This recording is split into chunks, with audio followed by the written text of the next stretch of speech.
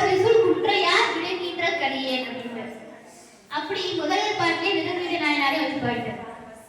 அப்படி வரிசையா 60 நாயன்மார்களை பாடினார் சுந்தரமூர்த்தி சுவாமிகள்.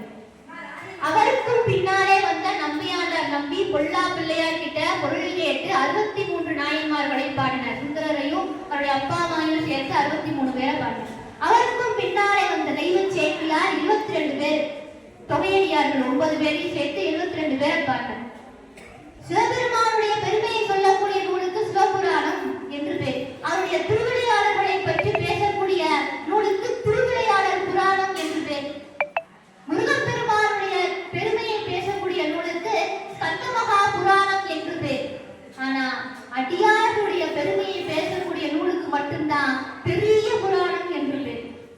இதற்கு மட்டும்தான் பெரிய புராணம் என்று பேர். ஏன்னா அடியாருடைய பெருமை அவ்வளவு பெரியது. அப்படி சுந்தரமூர்த்தி சுவாமிகள் திருத்தொண்ட தொகையை பாடினர். அதனால்தான் இன்னைக்கு நம்ம அத்துணை அடியார்களையும் வழிபாடு பண்ணிட்டு இருக்கோம். அத்துணை அடியார்கள் நமக்கு தெரிந்திருக்கிறது என்றால் அதுக்கு காரணம் சுந்தரமூர்த்தி சுவாமிகள் தான்.